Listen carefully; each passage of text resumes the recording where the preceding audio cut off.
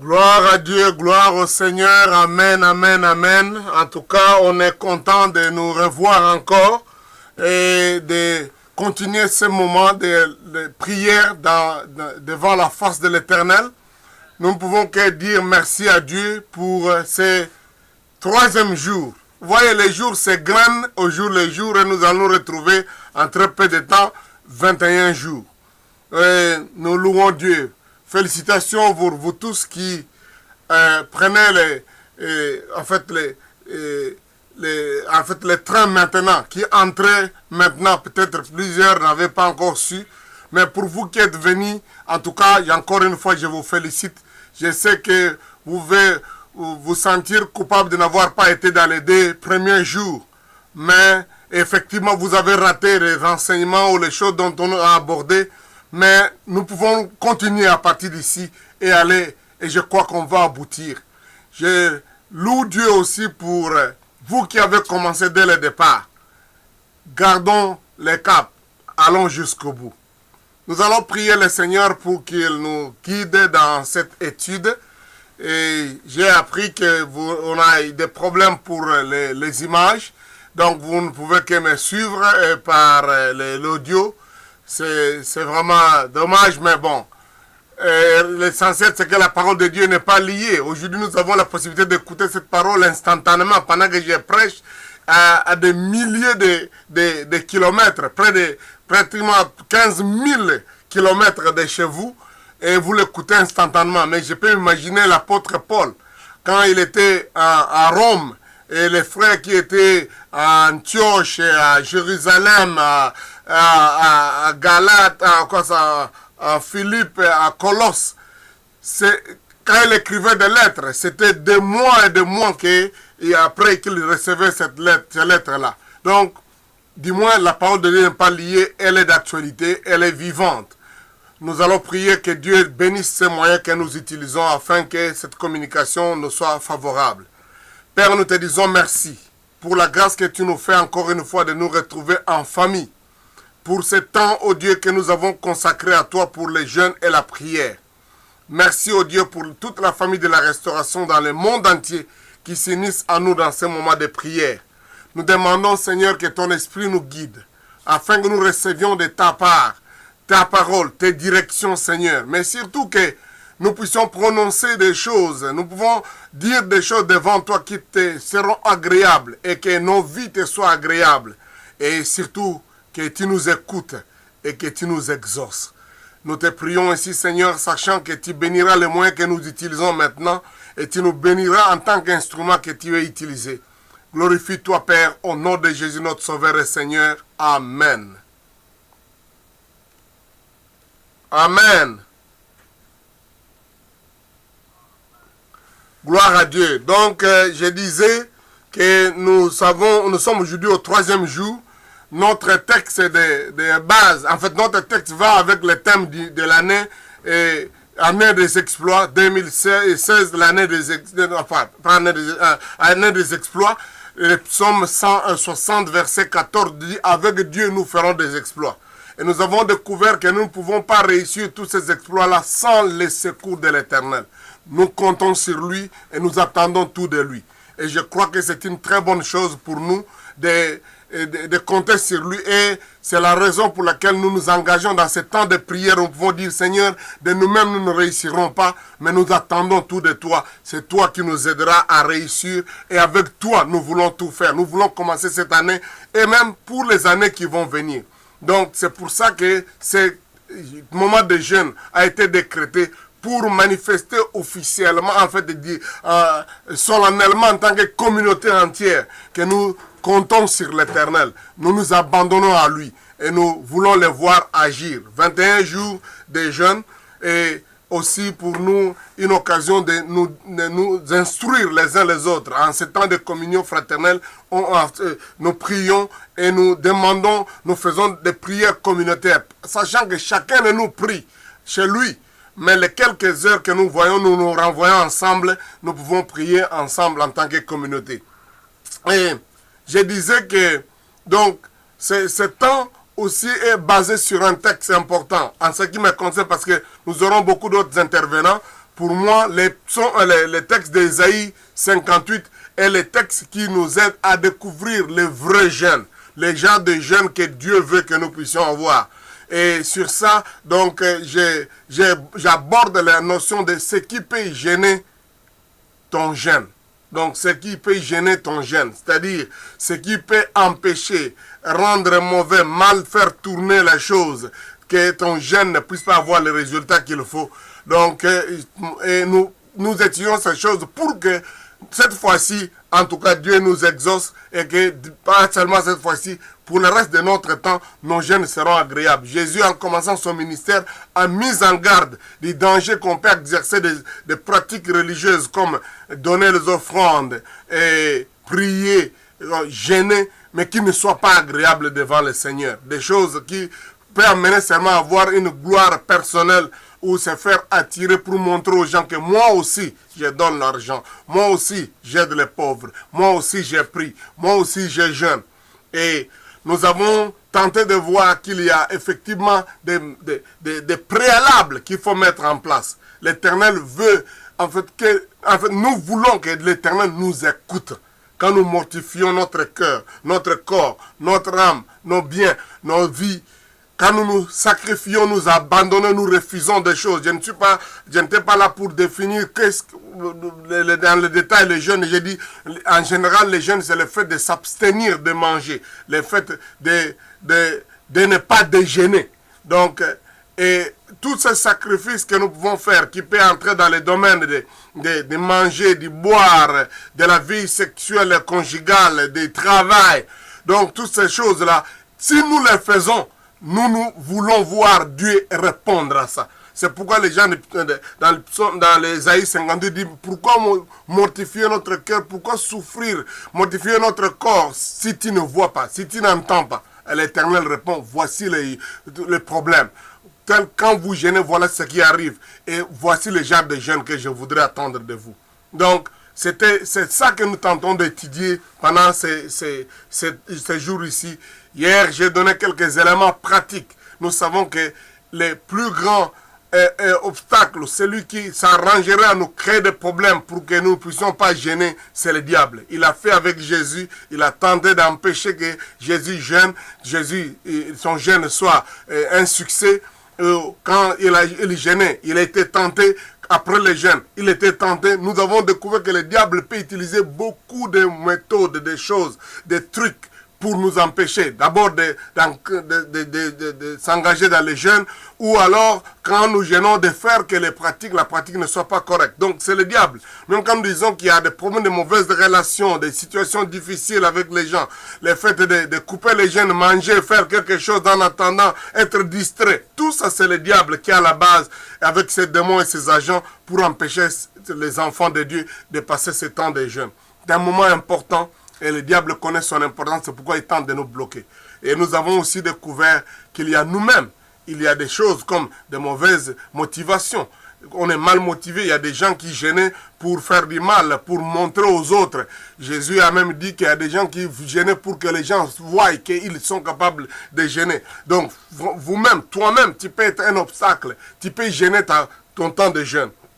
Et nous avons aussi découvert qu'il y a, quand on n'y a pas quand par exemple, on écoute les mensonges de l'ennemi, quand on a commis quelque chose de faute, de problème, et le diable est en train de dire il ne faut pas gêner. Mais nous pouvons nous engager à comprendre que Dieu nous veut réparateurs. Il y a beaucoup de choses que nous pouvons faire. Hier, je suis allé dans les éléments assez pratiques pour montrer qu'il y a, à part le diable, nous-mêmes qui pouvons nous constituer comme obstacle. Par exemple, de prendre des décisions sur des exercices irréalistes. Donc, vous fixez des dates, de longues périodes de jeûne, alors que vous n'êtes pas appliqué à vivre ça. Donc, il y a besoin de savoir s'habituer, commencer un jour, 2 jours, 3 jours, 4 jours. Si, à force de vous exercer, vous pouvez faire mieux que ça. Et nous avons aussi vu qu'il y a des choses qu'il ne faut pas s'abstenir à un certain moment donné. Il y a des temps où vous veut dire je peux m'abstenir de telles choses et pas d'autres choses. Donc, c'est important qu'on apprenne ces éléments pratiques pour ne pas gêner notre jeûne. Et On a donné des conseils sur des couples, sur des foyers, pour qu'on sache ne pas tomber dans un piège au lieu de faire ce qu'il fallait faire. Et donc, une autre chose pour laquelle je voudrais directement entrer, parce qu'il y a une question qui est posée, parce que hier j'avais dit que je répondrai aux questions qui seront posées. J'avais dit que les jeunes, donc, on peut gêner tout en allant au travail. Si on sait que on peut trouver la possibilité d'obtenir une vacance auprès de son chef, de son patron ou de son propre affaire, on dit je mets à part un moment où je vais aller gêner, c'est bon. Mais sinon, on peut continuer à faire toutes les autres activités qu'on fait comme travail et en même temps gêner et être au jeune. Mais quand vous le faites et que vous avez des responsabilités, comme j'ai donné l'exemple de ces frères-là qui devaient signer, qui avaient un signataire. Il dit, puisque je suis un jeune, quelqu'un l'a conseillé pour dire qu'il ne peut pas toucher les signataires. C'est irresponsable. Il a bloqué toute une entreprise à cause de son moment de jeûne. Je ne crois pas que c'est la volonté de Dieu. Alors, quelqu'un a posé cette question que j'aimerais lire rapidement. Quel comportement ou méthode à adopter pendant le temps de jeûne où on doit accueillir des officiels étrangers et de gêner pendant le temps de service, alors que sa présence est obligatoire. Donc, il veut savoir qu'est-ce qu'il faut faire. Faut-il faire un refus poli ou comment? Donc, si j'ai compris la question, il y a des délégations qui arrivent, qui tombent dans les mêmes dates que nous sommes en prière. Faut-il que j'accueille ces délégations? Comme si vous êtes celui qui gère votre emploi de temps et l'emploi de temps des gens qui doivent venir. Tu peux arranger pour que tu n'aies pas autant de visiteurs, autant de personnes qui peuvent venir chez toi ou dans ton entreprise. Mais si les choses sont dans la force des choses, vous êtes contraint d'accueillir ces gens-là. Moi, je crois que les gens ne vous empêchent pas d'être hospitalier, ne vous empêche pas de faire avancer vos affaires et les gens ne vous empêchent pas d'être obéissant et d'être soumis à vos responsables. Donc, si les délégations arrivent et que vous devez être avec eux, si j'ai compris dans ma question, parfois les délégations arrivent, on vous demande d'aller déjeuner avec eux. Oui, il est vrai que dans des cas comme ça, vous pouvez dire non, moi je suis poliment, on peut vous dire, je ne saurais pas manger avec vous parce que je consacre mon temps à autre chose pendant ce temps, entre autres, à part ce que j'ai fait ici à l'entreprise, à part le fait que je vous mets à l'aise, je peux ne pas manger. Parce que quelqu'un dirait la même chose s'il avait une maladie, qui lui demanderait de ne pas boire, de ne pas prendre tel médicament. Il dirait qu'à cause de ce que le médecin m'a demandé, je regrette, je ne saurais pas vous accompagner à manger. Alors, je ne dis pas que vous allez dire que vous êtes malade et pourquoi vous ne voulez pas prendre le déjeuner, mais je crois que vous pouvez expliquer à des personnes à comprendre, sans vous vanter que je suis un grand gêneur, vous comprenez, moi je gêne beaucoup, alors je ne peux pas manger, pas le déjeuner avec vous, mais tentez de leur expliquer que dans vos contraintes, vos obligations, et votre amour, votre attachement à votre Seigneur, cette période vous l'avez consacrée telle que vous mangez peut-être seulement le soir, je ne saurais pas prendre le déjeuner avec vous. Ne le contraignez pas. Ça tombe à pic comme vous dites. Dans notre maison maintenant que nous sommes ici, pendant ce temps de jeûne, nous avons accueilli une personne qui est venue. Nous ne pouvons pas contraindre cette personne-là de rester en jeûne. Quand bien même moi, mon épouse et mes enfants, nous sommes à jeûne. Nous avons eu le temps d'expliquer à cette personne, nous sommes à jeûne, vous n'êtes pas obligés, voici où se trouvent les choses, les frigos, les éléments, tu peux boire, tu peux prendre tout ce que tu peux prendre, du jus, de ceci ou cela. Et les soirs, donc en fait pendant toute ta journée. Mais nous sommes avec vous. Ce n'est pas qu'on ne doit pas parler avec la personne, on ne doit pas communier avec la personne. Donc je voudrais vous dire, il y a une façon de faire. Je ne parle pas de refus poli, mais une façon polie d'expliquer votre exercice.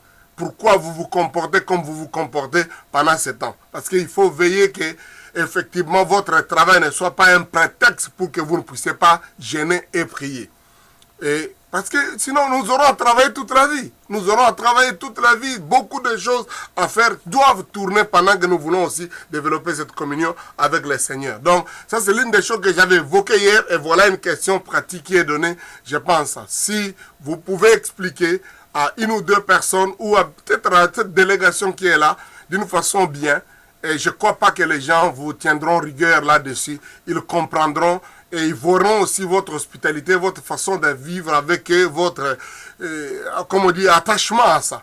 Il est vrai qu'il y a des métiers ou des travails ou des choses qu'on vous contraindrait de faire qui peuvent aller totalement à l'encontre de votre jeûne. Je crois que dans ces cas-là, vous avez intérêt d'avoir un refus poli, comme on dit. De dire aux gens, non, je ne pourrai pas faire ça pendant cette période où je suis à jeûne. Et comme j'ai dit, si quelqu'un expliquait ça, que son médecin lui a dit telle chose, les gens comprendraient. Donc, ça, c'est pour répondre à cet élément pratique que les frères la posent sur la question. Il y a une autre question qui est posée et pour laquelle je voudrais répondre directement parce que ça fait partie de l'élément important du jeûne. Nous avons dit qu'il ne faut pas jeûner seulement par cérémonie physique, en se faisant souffrir ou en se privant des choses. Ça, c'est comme tout autre athlète ferait une abstinence, comme toute autre personne qui veut jeûner pour perdre du poids, pour garder la ligne, pour faire toute autre discipline. Mais nous, les croyants, nous jeûnons parce que nous voulons livrer notre cœur auprès du Seigneur. Dans Joël chapitre 2, versets 12 à 14, Dieu dit, donc, proclamez un jeûne solennel. Déchirez votre cœur et non vos vêtements. Qu'est-ce que veut dire? Mettez votre cœur dans la chose. Et ça, c'est une façon aussi de l'Ancien Testament de montrer l'importance de ce qui est dans la question. Parce que les frères posent la question. Entre la foi et les jeûnes, quelle est la pratique biblique la plus efficace pour l'exaucement de nos prières? Entre la foi et les jeûnes. Je me dis que la foi est la base de notre vie chrétienne, de notre marche, de notre relation avec Dieu. C'est l'élément le plus important. Vous n'êtes pas enfant de Dieu sans la foi. Vous n'avez, même quand il y a un problème de vous devenir enfant de Dieu, vous avez accepté le Seigneur, votre relation avec lui est devenue une relation de père et fils à cause de la foi.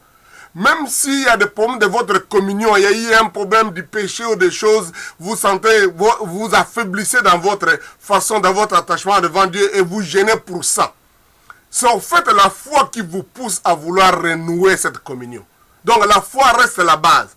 La foi chrétienne doit être la base pour laquelle les jeunes chrétiens est même décrété. Donc nous gênons parce que nous avons la foi.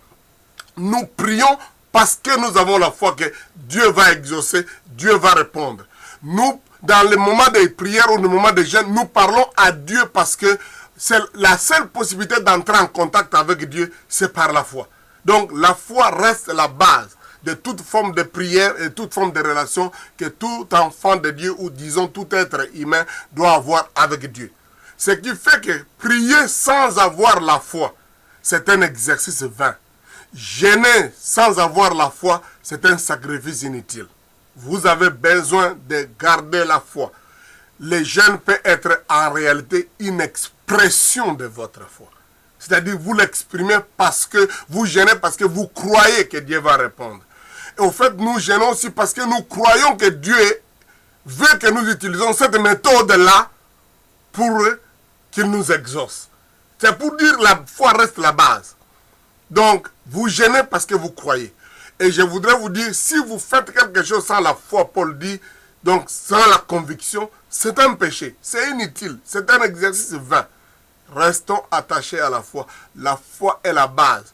La Bible dit que la foi, c'est cette espérance, cette capacité de croire qu'on va accueillir, accepter, qu'on va recevoir des choses qu'on espère, des choses qu'on ne voit pas. Et sans la foi, il est impossible de plaire à Dieu, d'être agréable à Dieu. Hébreux chapitre 11, verset 1 et verset 6. D'ailleurs, au verset 3 et 4, il dit que les gens ont tenu un témoignage favorable parce qu'ils ont possédé la foi. Donc, la foi, c'est la base. Prier avec foi. J'aime beaucoup ce que Papa Idao ça disait tout le temps parce qu'en anglais, le jeûner, c'est fast, donc fasting. Alors, il dit toujours, I pray fast. C'est-à-dire, je prie.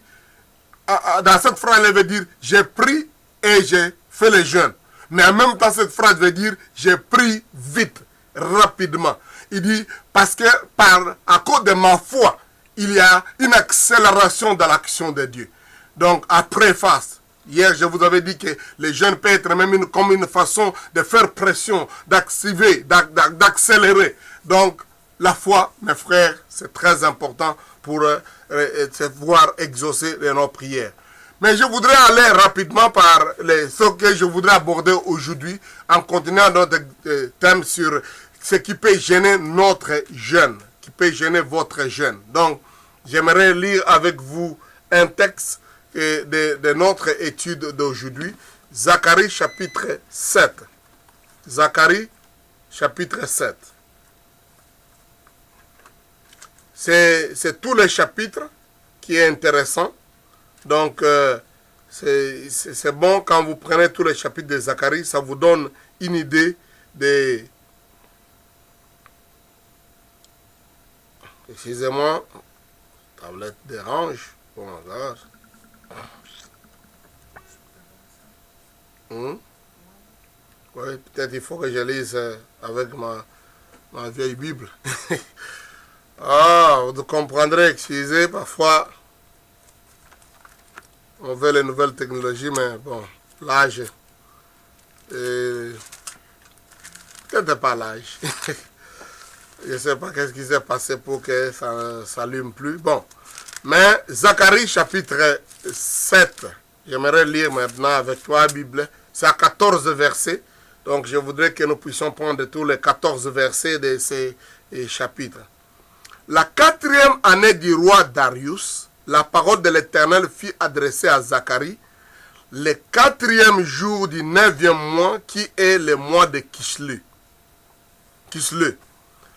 On avait envoyé à Bethel, on avait envoyé de Bethel Charechet et de Régum Melech avec ces gens pour implorer l'Éternel et pour dire aux sacrificateurs de la maison de l'Éternel, des armées et aux prophètes: faut-il que je pleure au 5e mois et que je fasse abstinence comme je l'ai fait tant d'années?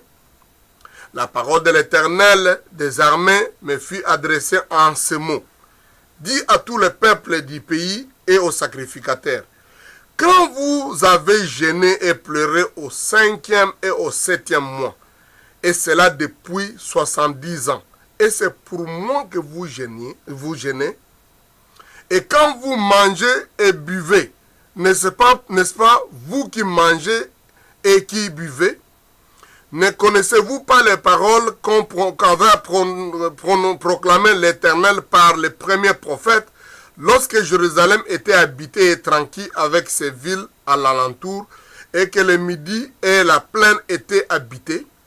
La parole de l'Éternel fut adressée à Zacharie en ces mots: ainsi parlait l'Éternel des armées, rendez véritablement la justice, et ayez l'un pour l'autre de la bonté et de la miséricorde. N'opprimez pas la veuve et l'orphelin, l'étranger et les pauvres, et ne méditez pas l'un contre l'autre le mal dans vos cœurs.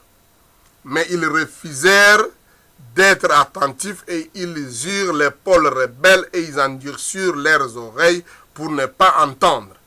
Ils rendirent leur cœur dur comme les diamants pour ne pas écouter la loi et les paroles que l'Éternel des armées leur adressait par son esprit, par les premiers prophètes. Ainsi l'Éternel des armées s'enflamma d'une grande colère. Quand il appelait, ils n'ont pas écouté. Aussi n'ai-je pas écouté quand ils ont appelé, dit l'Éternel des armées. Je les ai dispersés parmi toutes les nations qu'ils ne connaissaient pas. Le pays a été dévasté derrière eux et il n'y a plus eu ni allant ni venant. Et d'un pays de délices, ils ont fait un désert. Oh, quelle histoire terrible. Nous nous retrouvons ici, on a dit, à l'époque où Darius était le roi. Donc, vous comprenez, on parle d'une période où le peuple d'Israël sont en captivité. D'abord babylonienne, et puis le Babylone est tombé sous le pouvoir médo-perse. Et Darius est un des rois mèdes qui dirige la contrée. Et les enfants d'Israël ont envoyé un groupe de gens de Bethel, donc pour aller auprès des sacrificateurs de la maison de l'Éternel, qui étaient encore restés à Jérusalem, certainement d'autres étaient dispersés dans toute la contrée. Ils sont allés avec ces messages. Faut-il que je pleure au 5e mois et que je fasse abstinence comme je l'ai fait tant d'années? Là, ça vaut la peine d'avoir une idée historique. Qu'est-ce qui s'est passé? Quand le peuple de Dieu en Israël est tombé dans le péché, Dieu a puni le peuple, à l'époque souvent par les captivités. Il les prenait, il envoyait des ennemis qui sont venus, ils ont pris la première partie des 10 tribus, les ont amenés captifs en Assyrie, donc, et la deuxième partie qui est restée Juda, donc, va partir captif à Babylone. Mais pour que cette captivité s'efface, Nabuchodonosor, qui était le roi de Babylone, a envoyé son équipe pour venir écraser Jérusalem. Et ce travail-là a eu lieu quand on voulait prendre les gens pour les amener. Une des choses qu'on a faites, c'est de détruire le temple de Jérusalem. Et cela a eu lieu au 5e mois et aussi au 7e mois. En fait, au 5e mois, on a démoli le temple de Jérusalem. Donc, Nabuchodonosor a démoli le temple et pris tous les ustensiles pour les amener à Babylone. Au 7e mois, ils ont démoli la muraille qui entourait la ville de Jérusalem. Donc, vous pouvez lire ces récits-là, se trouvent dans les autres livres historiques. Vous pouvez voir ça dans 2 Rois, chapitre 25, et du verset 9 à 8. Et puis, vous pouvez voir ça dans Jérémie, chapitre 52, verset 12 à 14. Donc, cela a eu lieu. Nabuchodonosor est venu, il a brûlé le temple de Jérusalem, il a détruit le temple et enlevé toutes les choses. Et aussi, ils sont venus au 7e mois, ils ont démoli la muraille. Et maintenant, les peuples juifs sont en captivité. Quand ils sont en captivité, il faut comprendre, pour les juifs, le temple, c'était le souvenir des souvenirs. C'était la grande chose. Ça représentait Dieu lui-même. Donc, quand ils devaient toujours pleurer leur pays, donc ces jours-là, le 5e mois, étaient les jours de souvenirs. C'est comme quelqu'un qui a eu un deuil important. Et chaque année, il se souvient de ce deuil-là. Donc les Juifs, le 5e mois était devenu un temps de jeûne, de prier. Ils devaient jeûner et pleurer. Et donc le 7e mois aussi, c'était devenu un temps de jeûne. En fait, vous allez voir plus tard dans l'histoire d'Israël que les jeûnes étaient devenus des jeûnes mensuels. Le 1er mois, 2e mois, 3e mois, tout ça. Donc, mais ces jeûnes ont eu lieu. Vous pouvez voir, par exemple, dans les autres textes comme Zacharie, chapitre 8, verset 19, vous verrez qu'il y a plusieurs jeûnes de chaque mois, de tel mois, tel mois, tel mois. Mais celui du 5e et du 7e mois dont il est question ici, c'était les jeûnes de souvenir de la destruction du temple. Et les Juifs pleuraient tout le temps. Vous allez voir qu'ils ont fait ça pendant 70 ans. En pleurant, croyant qu'un jour Dieu les libérerait. Et c'est comme ça qu'ils disaient que l'année prochaine, nous rentrerons à Jérusalem. L'année prochaine, nous rentrerons à Jérusalem. L'année prochaine. Donc pour eux, un jour, nous rentrerons dans notre pays et nous reconstruirons le temple. Je ne sais pas si je me fais comprendre. Donc, leur jeûne était par rapport à ça. Ils priaient, Seigneur, retourne-nous dans notre... Oh, notre temple, le temple que Salomon a construit. C'était leur objet de jeûne. Ils priaient pour ça. J'espère que les chrétiens vont apprendre à prier, à valoriser ce qu'ils ont, leur temple, leur lieu, maintenant, sans attendre que ça soit détruit. Nous vivons une grande époque de désacralisation. Les gens ne donnent aucune valeur aux choses de Dieu, au temple et tout ça. Quand c'est même sa Bible, quand une page est détruite, il ne saura même pas, ça lui dit rien. Mais pour les Juifs, il donnait cette dimension sacrée des biens qui étaient consacrés à l'Éternel. Et je crois que ça vaut la peine qu'on revienne. Je reviendrai peut-être dans les enseignements qui vont venir sur la notion de sacré. Nous vivons une époque de la grande désacralisation. Les chrétiens, ça leur dit rien. Vous voyez comment les musulmans, quand quelqu'un brûle seulement une page du Coran, il y a un soulèvement populaire. Parce qu'ils voient, ils considèrent ces documents-là comme importants et sacrés. Aujourd'hui, les chrétiens, ils sont en train de voir même la Bible comme rien. Dans certains endroits, quand quelqu'un même marche sur la Bible, détruit la Bible et utilise la Bible pour des papiers hygiéniques ou quoi, et les chrétiens trouvent ça normal, c'est pas un problème. Mais je crois que nous devions arriver à valoriser ce qui est consacré à l'Éternel. Même quand nous avons nos offrandes, nous avons des biens, nous avons les dîmes. La désacralisation a amené que les chrétiens aujourd'hui déconsidèrent beaucoup de choses. Je reviendrai peut-être sur ça là-dessus. Mais les Juifs, pour eux, ce souvenir des temples brûlés et de la muraille brûlée a amené qu'ils aient un jeûne chaque année, le 5e mois et le 7e mois. Une date précise de prière et de jeûne.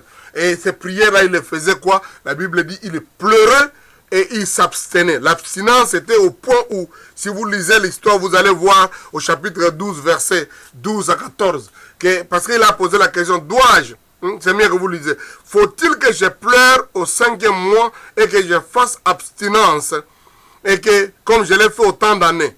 Parce qu'effectivement, qu'est-ce qu'ils faisaient? L'abstinence, ils arrivaient à dire, pour ne pas avoir de relations dans le couple, on faisait qu'on séparait les gens. Les hommes restaient d'un coin et les femmes de l'autre coin pendant ce temps-là de jeûne. Donc c'est ça qu'ils appelaient l'abstinence. C'était une séparation entre les hommes et les femmes totalement pour ce temps-là de jeûne. Donc on va lire ça dans Zacharie 12 comme j'ai dit là. Donc, alors maintenant, ils ont tellement fait que c'est devenu habituel et que les choses n'avaient pas de résultats. Je ne sais pas si vous êtes arrivé comme ça. Vous priez, vous jeûnez, vous faites... Il n'y a pas de résultat. Chaque année, Dadia Royal, il va venir avec un thème de l'année. J'ai attendu le thème là, rien n'est arrivé. Faut-il encore que je croie que j'attende quelque chose à ce thème ici? L'homme de Dieu a fait des déclarations. Mon pasteur a fait des déclarations. Je déclare et je décrète. J'annonce ceci. Et comment je ne vois pas? Dois-je encore attendre? Je pense que plusieurs... sommes arrivés à ce point-là à dire, Seigneur, cette année encore, est-ce qu'il faut qu'on gêne aussi, qu'on peut s'attendre à quelque chose? Soyons sincères, je me dis, vous êtes déjà arrivé peut-être à ce point-là. Vous dites, mais bon, on va quand même, est-ce qu'on va avoir gêne cette année? Est-ce que la traversée ici sera encore année? Donc, les Juifs sont arrivés à ce point-là, ils ont envoyé un message auprès de l'Éternel pour consulter l'Éternel. Est-ce que nous devons gêner cette année? Alors, voici la réponse. La parole de l'Éternel me fit adresser en ces mots. Dis à tous les peuples, je suis au verset 5, à tous les peuples du pays et aux sacrificateurs, quand vous avez gêné et pleuré au 5e et au 7e mois, et cela depuis 70 ans, et c'est pour moi que vous gênez, que vous avez gêné, et quand vous mangez et buvez, n'est-ce pas vous qui mangez et qui buvez? Ne connaissez-vous pas les paroles qu'avait prononcées l'Éternel par les premiers prophètes? Lorsque Jérusalem était habitée et tranquille avec ses villes à l'alentour et que le midi et la plaine étaient habités. La parole de l'Éternel fut adressée à Zacharie en ces mots. Ainsi parlait l'Éternel. À cette époque-là, l'Éternel des armées, rendez véritablement la justice et ayez l'un pour l'autre de la bonté et de la miséricorde.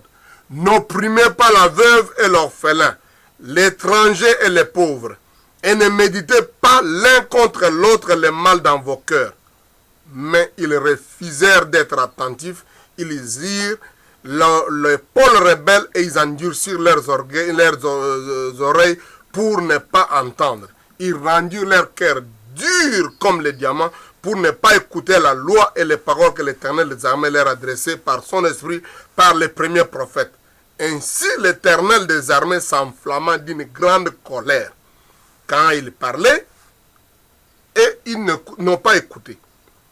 Ainsi Dieu dit, ainsi n'ai-je pas écouté quand ils ont parlé, ils ont appelé, dit l'Éternel des armées. Je les ai dispersés. Vous voyez qu'est-ce que l'histoire là nous montre rapidement cette notion-là. Êtes-vous fatigué de gêner, de prier, de droit? Il y a un problème. Comme Agé disait, considérez attentivement vos voix. Il faut voir qu'est-ce qui se passe. Il y a des premières paroles que Dieu avait dites, qu'il vous avait mis en garde. C'est ce que Zacharie voulait dire. Et ces choses-là n'ont pas été écoutées et respectées. Donc quand vous gêniez autrefois, Dieu dit, est-ce que c'était pour moi? C'est pour vous-même. C'est pour que vous puissiez, en quelque sorte, Dieu veut nous montrer que l'exercice des jeûnes, sans les préalables, sans des choses que Dieu veut que nous fassions, par exemple, ne pas écouter la parole de Dieu, ne pas écouter la loi de Dieu, risque d'être un exercice vain. Dieu voudrait nous dire aussi, l'exercice des jeûnes sans s'occuper des bonnes relations avec les frères et les sœurs et les gens qui sont autour de nous peut devenir un grand obstacle. Ça peut gêner. Ça peut ne pas trouver de résultats à ce que nous demandons. Jacques a dit la même chose, que vous n'avez pas parce que vous ne demandez pas.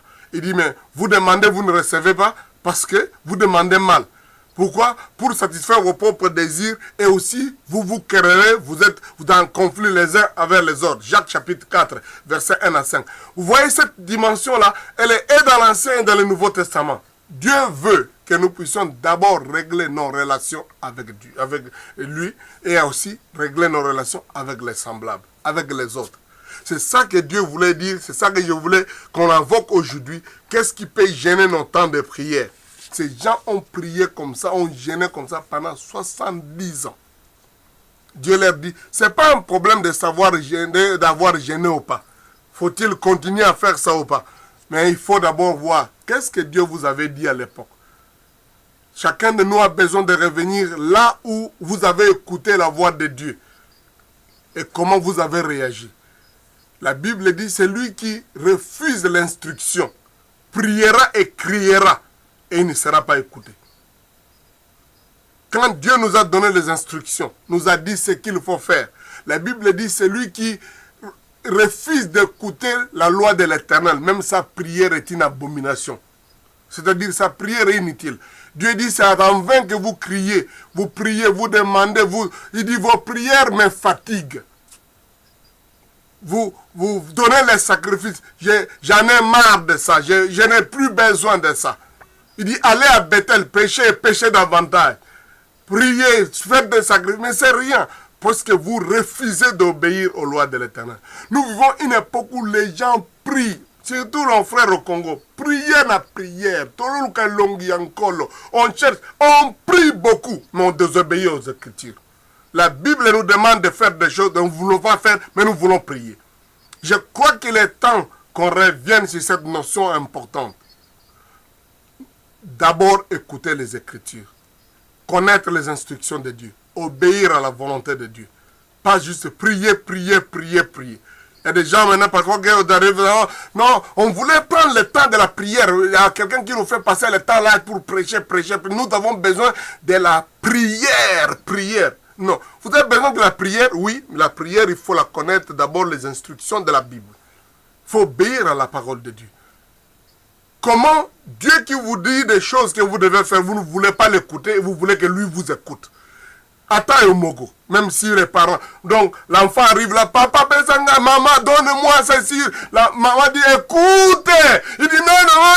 Donc l'enfant ne veut pas écouter, il veut que les parents l'écoutent. C'est un peu la même attitude que les chrétiens prétendent avoir aujourd'hui. Ils ne lisent pas la Bible. Ils n'écoutent pas les prédications, ils ne vont pas à l'église, ils ne font pas les études bibliques, ils ne font pas la méditation quotidienne, mais ils veulent prier, prier, prier, chercher la force de l'Éternel dans la prière. Dis-moi, c'est la prière. Je voudrais être dans la présence de Dieu. Et c'est comme ça qu'à cet endroit-là, ils veulent écouter Dieu. Il dit, Seigneur, parle-moi maintenant que j'ai prié. Non, Dieu t'a donné la Bible. Dieu t'a donné les premiers prophètes, ton pasteur. Tes frères, tes encadreurs qui sont là, écoute les premiers prophètes. Alors quand tu seras en prière, Dieu te fera entendre les secondes prophéties. Qu'est-ce que tu as fait des premiers messages que Dieu t'a donné?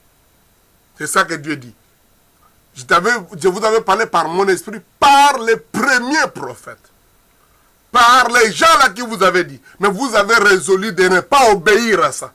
Et aujourd'hui, vous demandez, devons-nous gêner ou pas le 5e mois ou le 7e mois? Devons-nous pleurer? Devons-nous nous abstenir? Toutes ces abstinences, toutes ces autres choses, ce sont des exercices vains si nous sommes déterminés de ne pas écouter et ne pas obéir aux instructions de Dieu. Nous avons besoin de revenir et devenir des chrétiens de la Bible. Des chrétiens qui sont attachés aux Écritures, à la parole de Dieu, obéir à la loi de l'Éternel. Alors nous verrons l'intervention de Dieu dans ce qui nous concerne. Et aussi, nous avons besoin de régler nos relations avec les gens. Nous vivons à une époque aujourd'hui où les croyants, malheureusement croyants, ont de gros problèmes des uns vis-à-vis des autres. Ils parlent les uns contre les autres, comme je disais la fois passée, ils ont des clubs. Quand ils se rencontrent, c'est pour parler contre notre frère, c'est pour parler contre notre sœur. Au lieu de parler de la parole de Dieu, au lieu de parler de la prédication, au lieu de faire une étude biblique, quand ils se rencontrent, c'est pour parler contre les autres frères, contre cette maman-là, contre ce papa-là, contre ce couple-là, contre les pasteurs. Les mamans pasteurs, n'en parlons pas. Donc, ils vont parler contre les mamans pasteurs, contre les pasteurs, contre même l'église. L'église, là, nous allons. L'église, là, est-ce qu'on s'occupe même des gens? On ne sait même pas. Moi, en tout cas, je parle seulement parce que, bon, tu connais Kendegaka. Donc, et vos enfants vous entendent que vous critiquez les pasteurs et vous critiquez l'église, et dimanche, vous leur dites, allons à l'église. Les enfants s'étonnent et me disent, ces parents, ils sont des hypocrites. Comme j'ai entendu un jeune frère, un jeune enfant, il a dit, avec ma mère, nous allons à l'église. Quand on va, d'abord, en allant, on souffre, on dit, on va partir, et puis on arrive en retard. Et puis, quand on écoute la prédication, dès qu'on termine le culte, on entre dans la voiture pour rentrer. Tout le temps en route, c'est pour critiquer les pasteurs. C'est pour critiquer les messages qu'on venait d'écouter. Et puis, dimanche prochain, elle me demande d'aller encore à l'église. Je dis, ça, c'est hypocrite. Un enfant de 17 ans, 18 ans, peut-être me dire ça. Ça, c'est hypocrite. Je ne veux plus de ces formes de religion. Écoutez, parents, combien de temps vous avez passé en train de parler contre votre église, contre les pasteurs, contre les serviteurs de Dieu, contre les choses? Combien de temps vous avez parlé en négligeant les choses de Dieu, que vous considérez comme inutiles, et en même temps vous pensez que Dieu va vous exaucer? J'ai prié Dieu que cette année soit l'année où la première résolution que chacun de nous prend, je vais revenir sur ça, la première résolution que chacun de nous prend, c'est de rendre, donc de refuser d'entrer dans les clubs des gens qui se moquent, qui calmonient, qui parlent contre les autres. Si votre télévision, vous mettez toujours les films là, ou les comédiens qui critiquent l'église, changez la chaîne. N'écoutez pas ces cassettes-là. Enlevez ces CD-là, ces DVD-là. Enlevez ces choses. Que dans votre maison ou dans vos oreilles, vous n'entendiez pas les gens qui critiquent, qui parlent contre les autres. Aujourd'hui, les églises s'affaiblissent parce que les gens parlent tellement contre l'église. Les gens parlent tellement contre les pasteurs, contre les serviteurs de Dieu. Vous allez me dire, Daddy dit ça, qu'est-ce qu'il y a un problème à la restauration? Je ne dis pas qu'il y a des problèmes à la restauration. Je parle de l'église, le corps de Christ. C'est le même problème partout. En Amérique, en Europe, en Afrique, puis, donc encore pire au Congo. On parle contre toujours l'église, on parle contre les pasteurs, on parle contre les enfants de Dieu.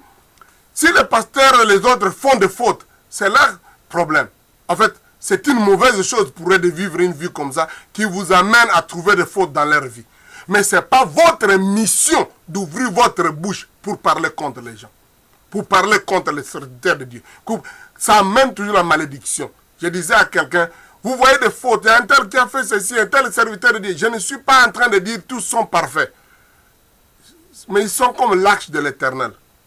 Un jour, Dieu a frappé des gens qui sont allés pour redresser l'arche.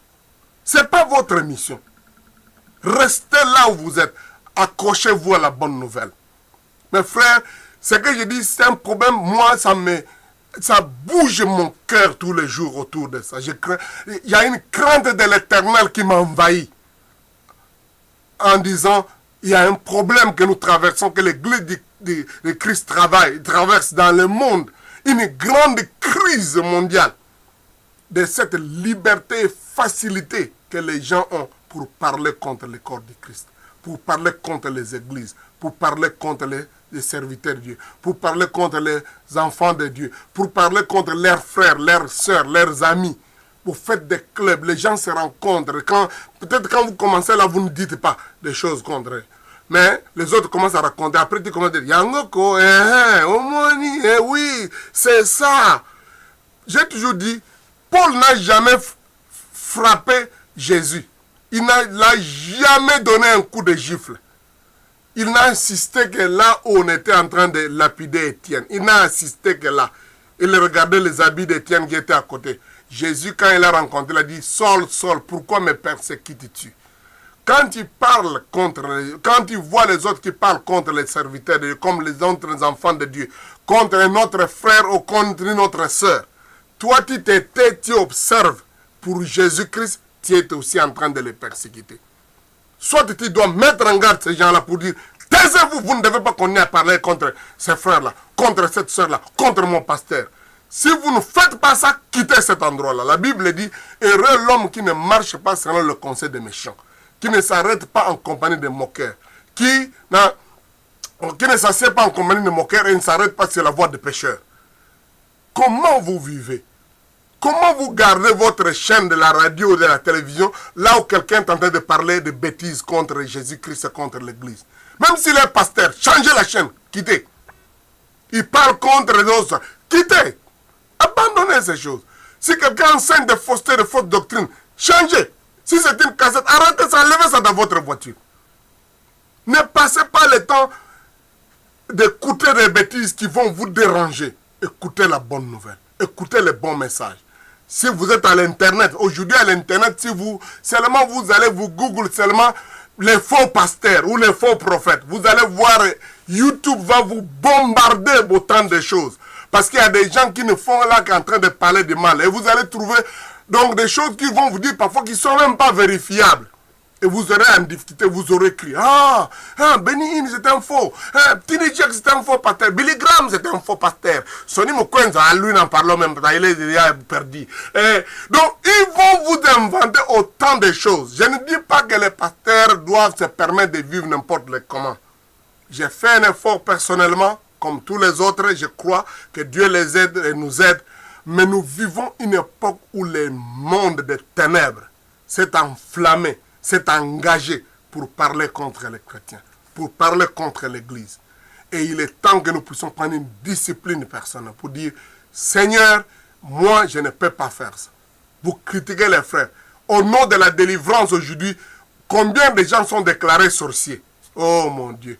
Tel frère, il est sorcier. Tel là, je ne connais pas son état d'âme. Et tu viens à l'église et tu dis, celui-là, je ne connais pas son état d'âme. Mais toi-même, tu es diable, tu es toi-même sorcier. Parce qu'il ne fallait pas rester à côté des gens comme ça. Il faut être toi-même, aller dans une île, si c'est où vous restez là-bas comme ça, vous serez seul, vous ne serez pas à côté des gens qui ont... Aujourd'hui, il y a beaucoup de gens, leur vie ont été détruites parce qu'on leur a dit il est sorcier, il est ceci. Et parfois, on le dit avec beaucoup de gratuité. La diabolisation des autres frères, des autres sœurs. Imaginez ça. Quand vous dites à quelqu'un que ce frère-là que vous voyez, il est sorcier, il est charlatan. Même si cette sœur-là voulait aimer ce frère, elle ne va plus l'aimer. Qui veut marier un sorcier? Et parfois, quand je pense à toutes nos sœurs que nous avons, je pense à ma propre famille de la restauration. Parfois, quand je vois les frères, ils veulent aller prendre notre sœur ailleurs parce qu'ils n'ont jamais rien entendu sur ces autres sœurs à côté ou des autres frères à côté. Parce qu'au milieu là, entre nous, tel a déclaré, l'autre là a sorti, l'autre là a un problème. Je l'avais vu dans le sommeil, il mangeait la viande comme ça. Et puis l'autre là, je l'avais réveillé ceci. Donc, le diable vous embrouille au point où vous ne pouvez plus. Écoutez-moi, il y a des gens, peut-être leur vie s'est détruite. Ou en fait détruite, où les gens les ont déclassés. Simplement parce que quelqu'un a parlé un mensonge sur eux. Légèrement comme ça. Et finalement, vous avez détruit la vie des gens. Je voudrais dire ça. Passons ce temps de jeûne pour régler ces problèmes. Chacun de vous. Vous allez dire, Dadi Ayogi Makambu, Nayogi Makambu. Je n'ai pas entendu les affaires des gens, mais je vous dis, j'ai lu ces jours, ça fait partie de mes préoccupations, ça fait partie d'une mission que je crois que Dieu me donne. C'est d'avertir le peuple de Dieu. Veillons. Beaucoup de choses que les gens disent sur les autres enfants de Dieu sont des faussetés. Beaucoup de gens le disent avec les mauvaises intentions. Beaucoup ont leurs problèmes personnels. Ils commencent à raconter les choses sur les autres frères, sur les autres sœurs, sur les autres pasteurs. Kokota makambo na bangote.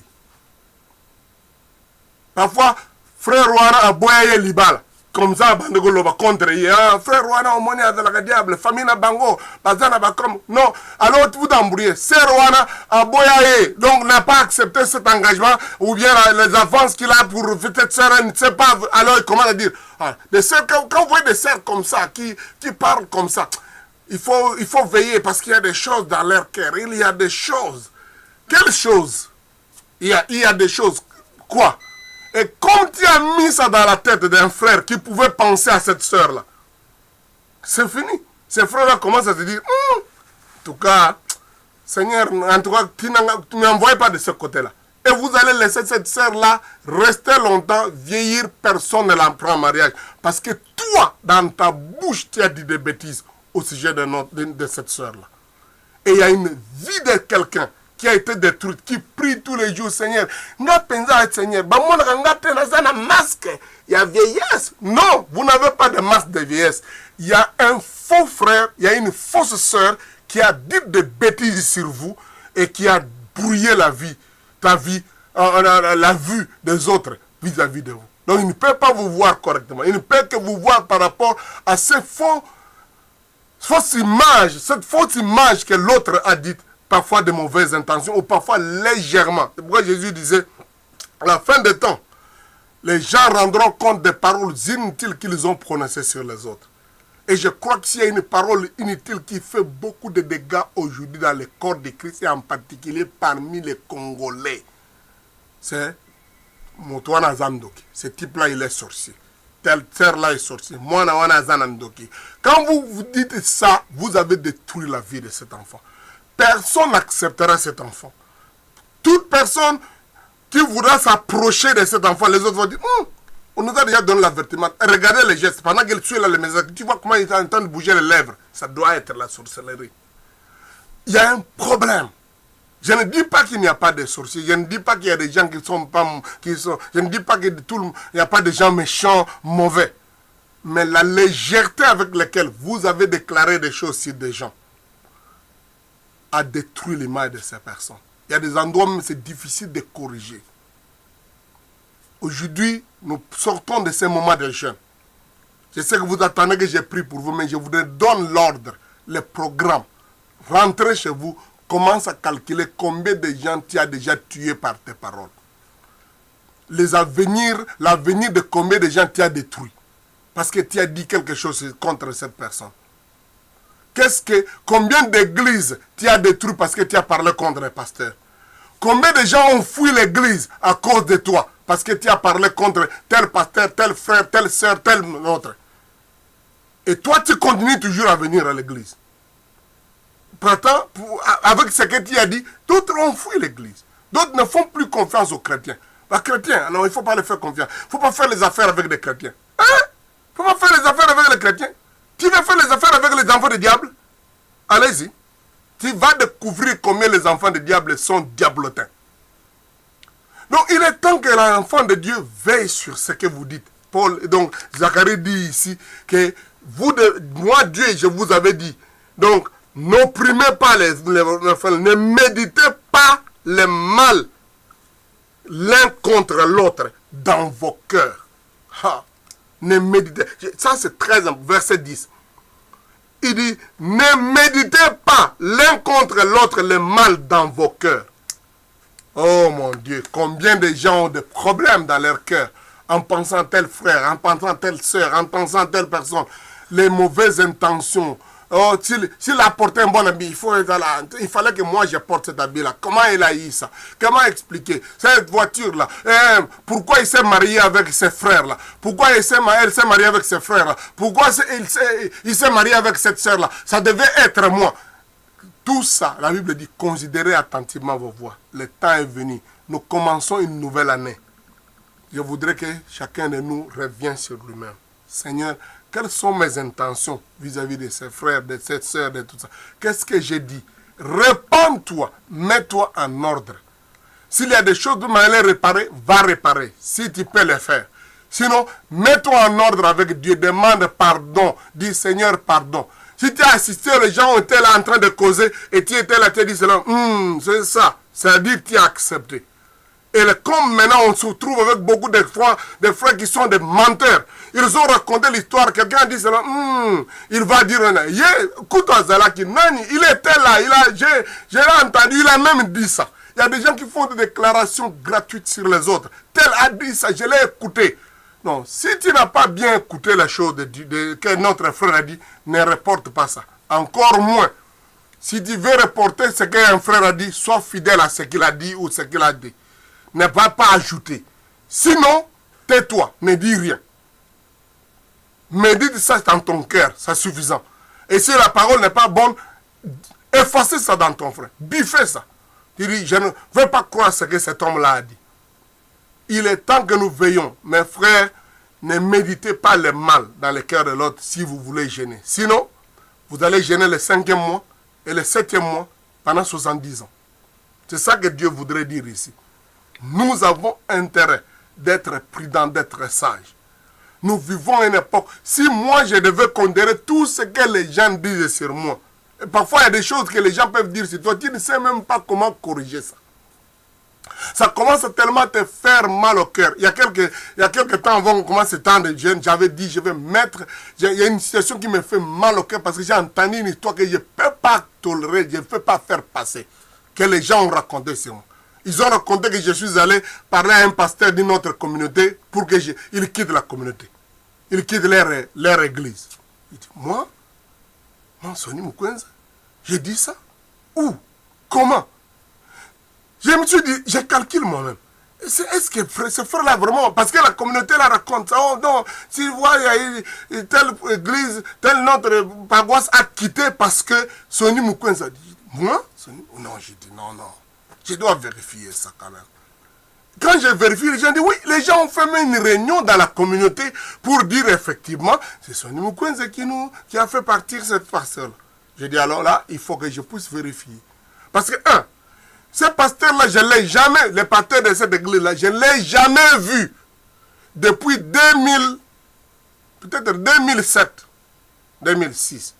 Non, 2007, je ne l'ai jamais vu. Jamais vu. Je n'ai pas son numéro de téléphone. Il n'a pas mon numéro de téléphone. Je ne suis jamais parti dans sa ville où il habite. Et lui venait de quitter son église il y a 2 ans. Je ne connais pas ses membres. Je ne connais pas sa femme. Je n'ai jamais parlé avec lui. Comment ça peut arriver? J'ai dit, ça me faisait tellement mal au cœur que j'ai appelé le responsable de la communauté. J'ai dit, mon frère, j'ai quelque chose à vous dire. Nous sommes en temps des jeunes. Je ne veux pas passer ça.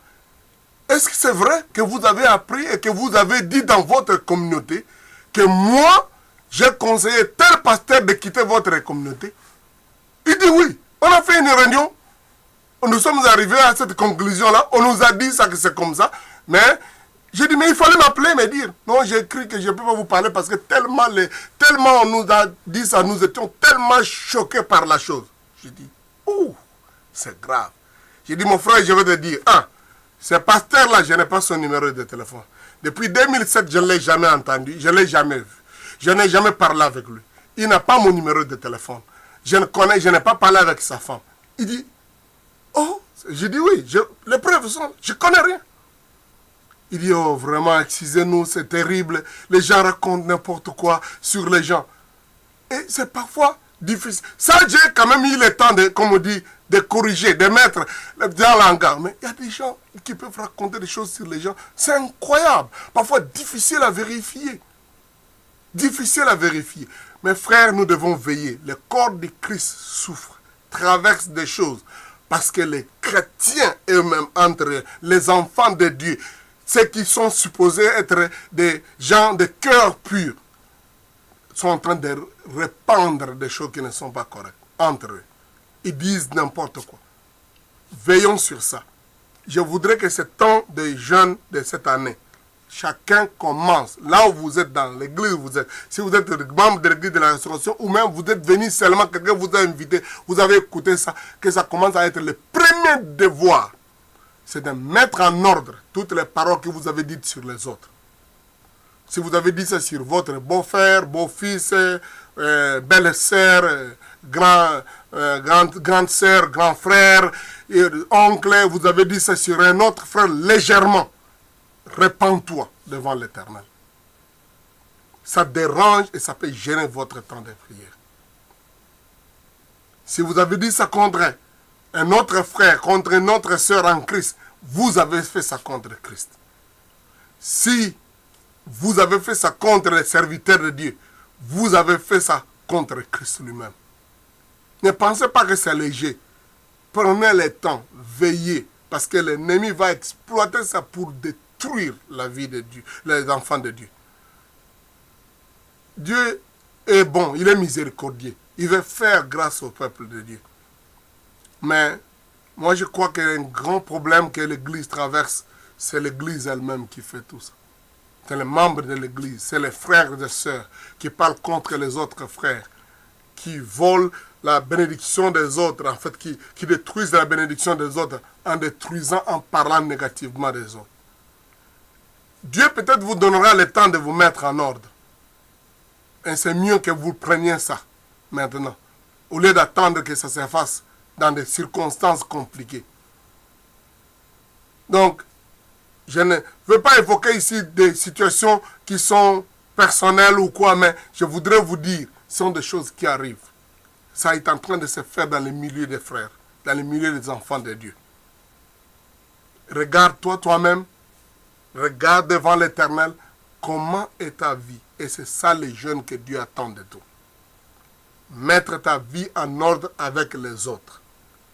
Ne racontez pas de fausses choses sur les autres frères, sur les autres sœurs.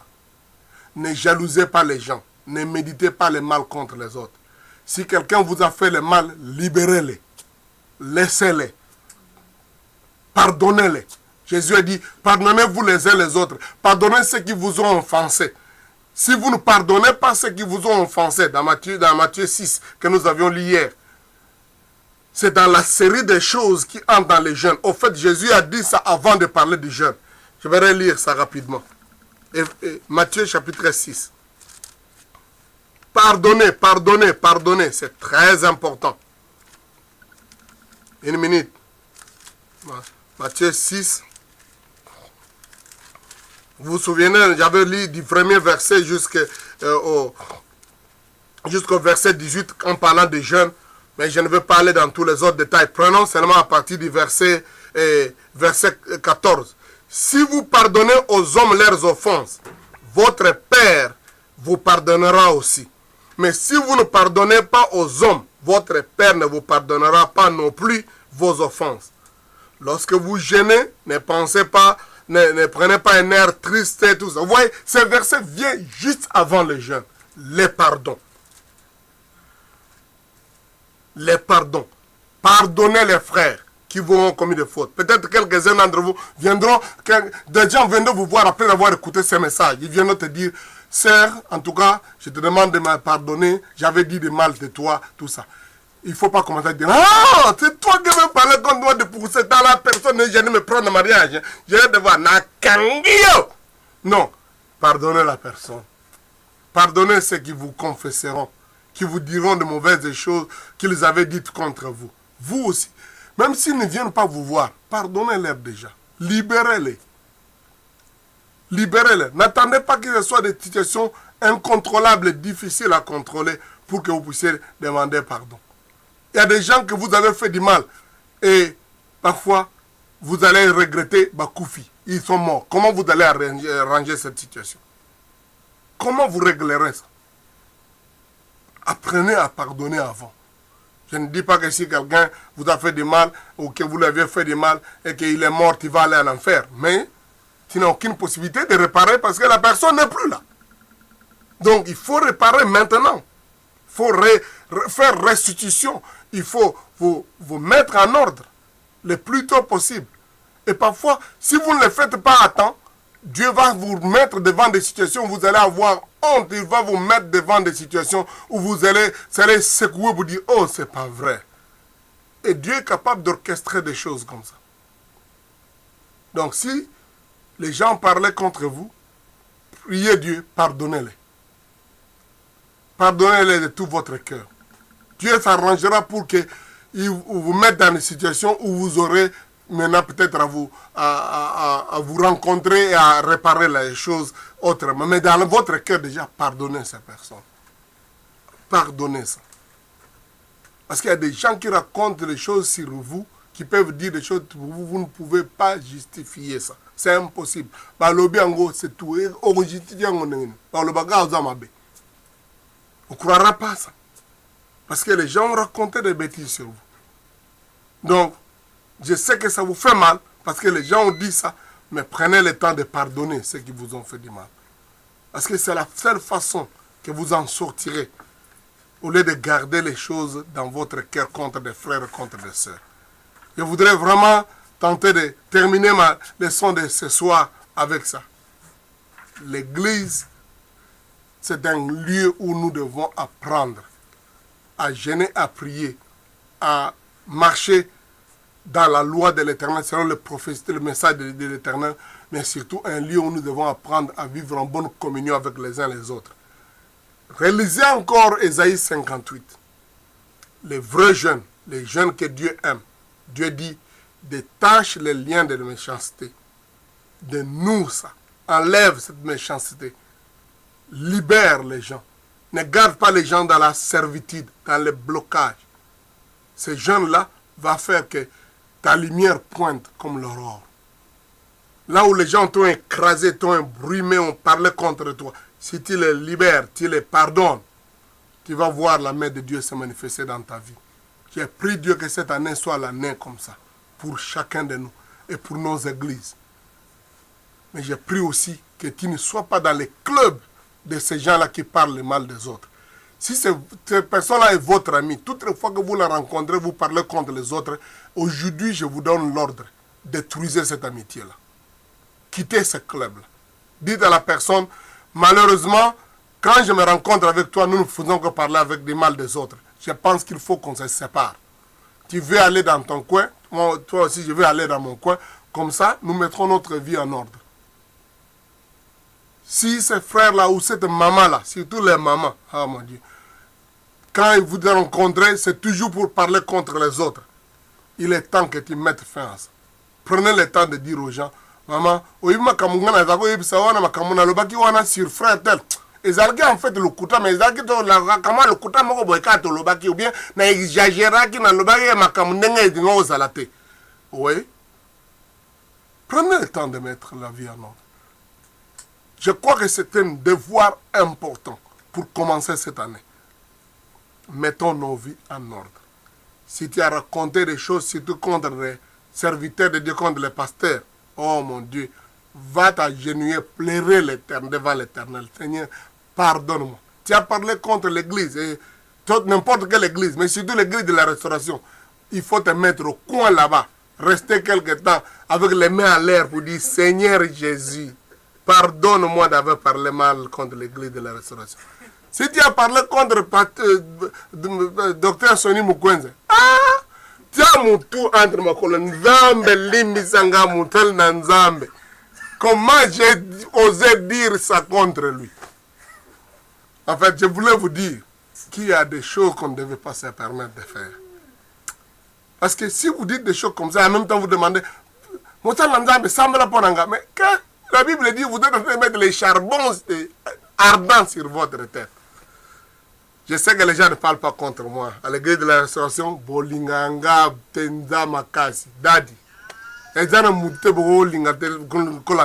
Ça c'est sûr. Il n'y a que ma femme qui vous dépasse de m'aimer. Elle m'aime plus que vous tous. Mais je sais que vous m'aimez. Mais je voudrais dire, s'il arrive que vous avez parlé, vous avez fait du mal, vous avez dit, vous avez gardé quelque chose de mal contre quelqu'un, quelque part, que ces jeunes ici commencent par ça.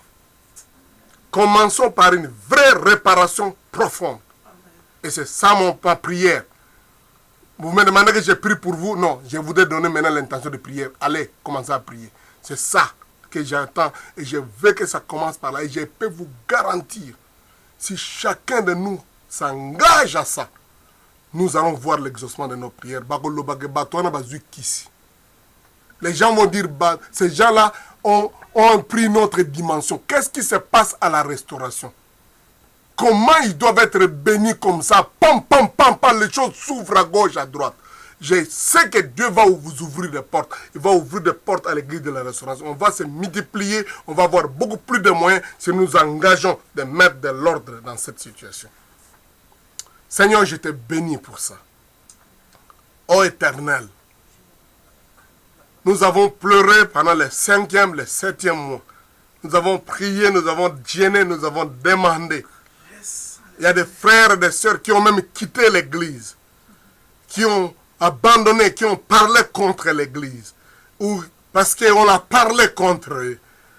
Ce soir, nous venons au Dieu pour que tu nous pardonnes, tu laves nos cœurs. Et qui donne à chaque enfant de Dieu, membre de la famille de la restauration, le temps de réparer cet état des choses, de mettre de l'ordre dans nos relations avec les autres. Ceux qui m'entendent, qui me suivent, peut-être qu'ils ne sont même pas membres de l'église de la restauration, qui suivent ça sur cette cassette ou sur cette vidéo, Seigneur. Donne à chacun la possibilité de mettre de l'ordre pour que leur jeune devienne un jeune normal, celui que tu veux que le peuple de Dieu puisse adresser devant toi. Afin que ce soit le temps spécial. Tu as dit, faites ça.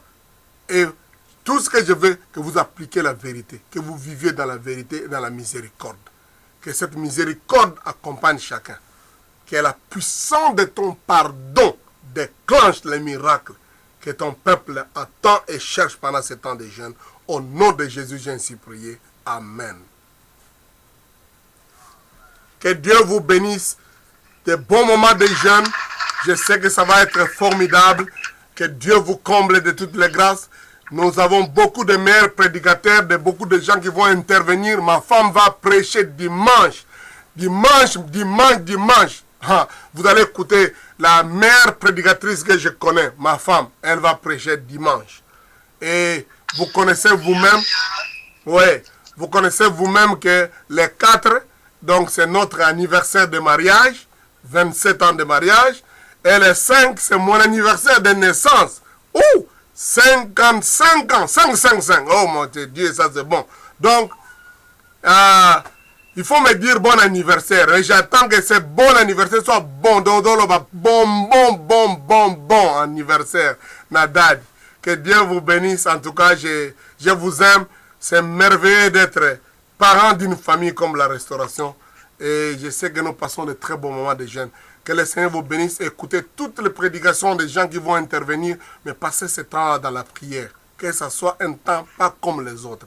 Que Dieu vous bénisse. Au revoir. Ciao, ciao.